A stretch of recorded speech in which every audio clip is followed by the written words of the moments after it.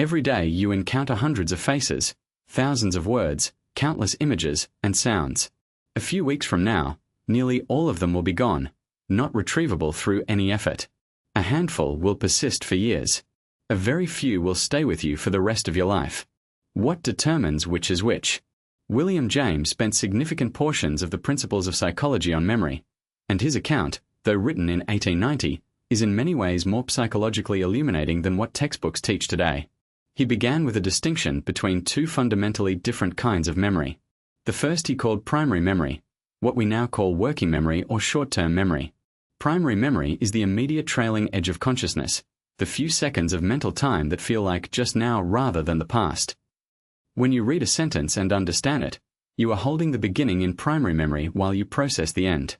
When that sentence is done, it either gets encoded into permanent memory or it fades entirely. Secondary memory is everything else, the vast storehouse of things you have genuinely learned that you can recall hours or years after the original experience. Secondary memory is not a passive archive.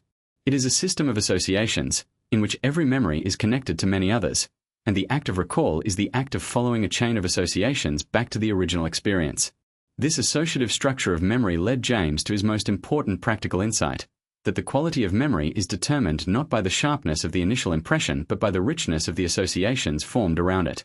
A fact learned in isolation, drilled by rote, without connection to anything else you know, is poorly anchored.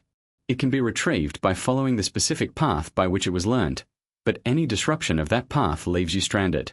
A fact that has been woven into a rich web of associations, connected to images, to emotions, to stories, to other facts, can be retrieved by many different paths.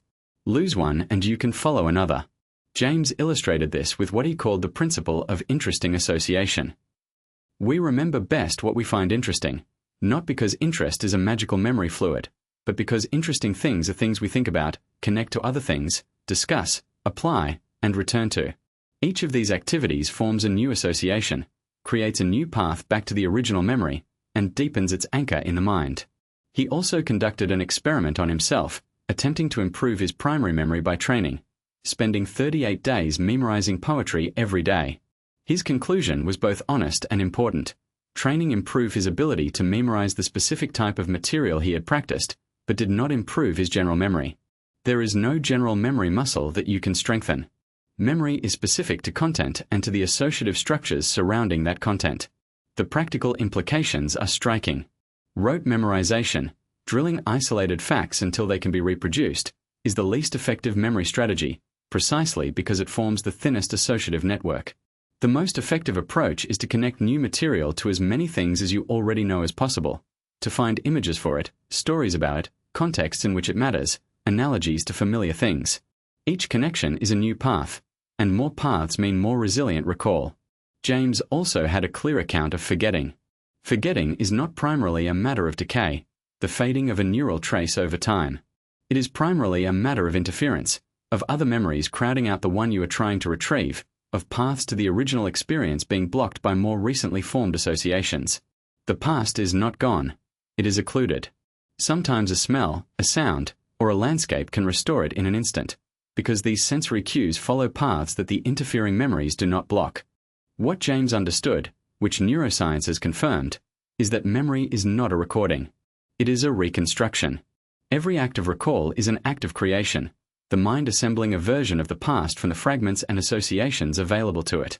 This is why memory is both unreliable and intimate, why it changes with retelling, why the past feels more vivid on some days than on others. We are not replaying files. We are writing stories. Subscribe to The Psychology of William James for more of his timeless ideas.